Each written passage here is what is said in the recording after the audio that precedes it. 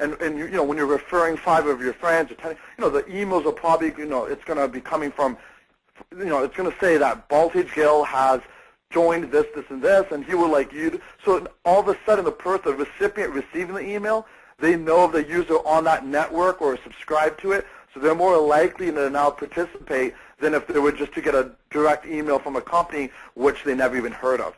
That's why you have to look at why all these social sites like, you know, especially LinkedIn and Facebook and High Five, I remember when that came out, and, you know, ended up getting so many subscribers because people would get these emails saying, hey, you know, for example, Doug Schuss is now on High Five and would like to connect with you.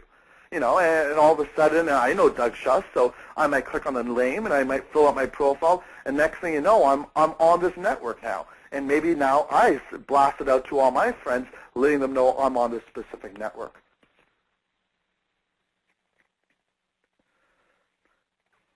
I'm going to just pause right here quickly because there's a good question that came in from Scott. He said, what's a good incentive for an IC to use?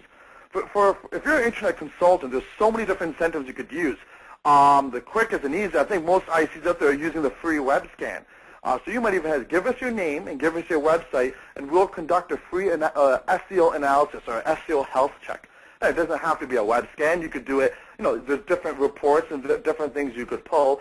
So that could be one incentive for ICs to use, is a sort of a health check of their prospects or anybody that fills out that form. And that will really open the door, because now you could walk in and say, look, you've got a great website, however, the pay-per-click strategies you're doing are wrong because, you know, you're driving all the traffic to your homepage, and, you know, you're getting penalized from Google from that. From an SEO perspective, you know, a lot of your title tags, they're being spammed, or they're just the company's name, and, you know, it's good to be branded, but people are not going to just be searching for your company. They want to be searching for your products and services, you know, and you go on and on. But so basically I would use that as one incentive for internet consultants, is, you know, giving a free health check or a report on a prospect's website.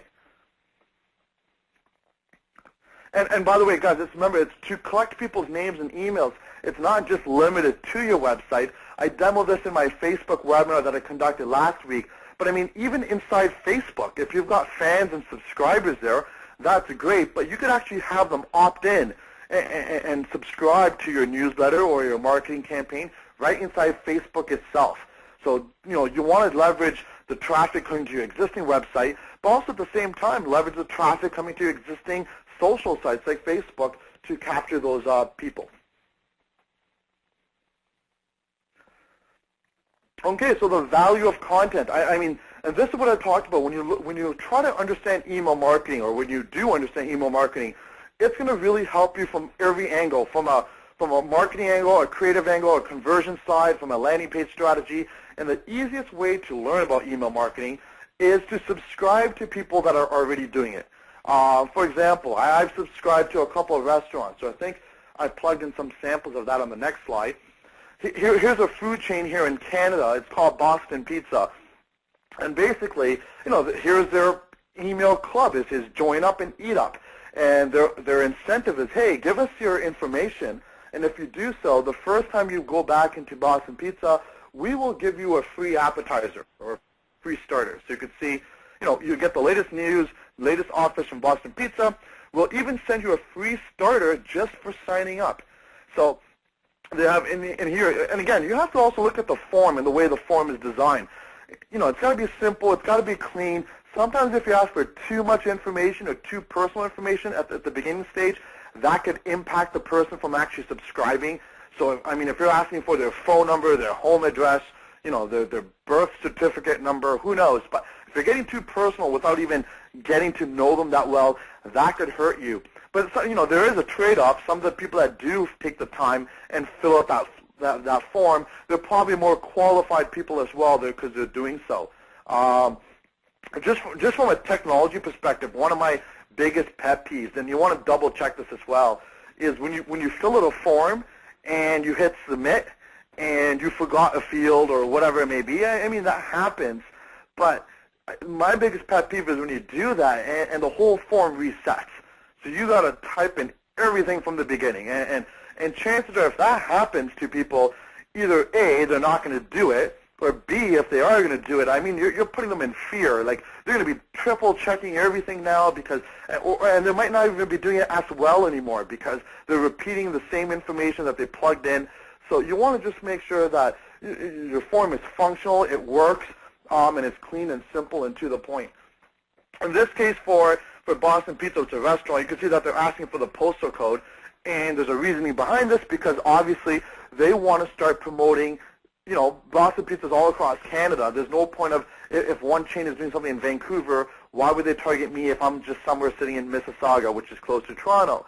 So that way they'll know which Boston Pizza locations are around me, and based on their individual promotions, they could send me their updates and offers and so forth. So you can see that's there. They've got the email address. And they've also got the birth date there, the birthday there as well. And I'll show you why they've decided to have that in there.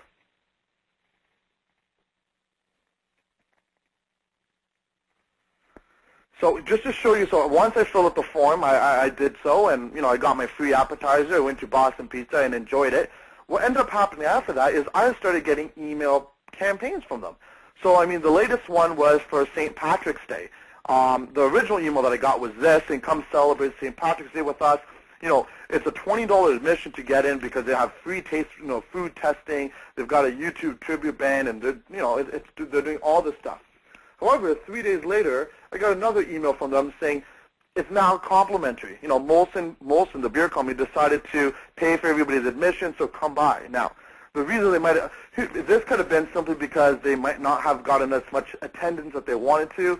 But you can see how they easily switched the campaign, and they were able to shift it and get people to, or maybe they presented the offer and now say, hey, by the way, guess what? Now it's free. And I can tell you this was a success because I actually went to Boston Pizza on St. Patrick's Day, and there was a lineup outside. Me and my friends, we didn't even bother going inside, and we actually went early. So it was jam-packed of people there on March 17th. The campaign before that was the Super Bowl campaign.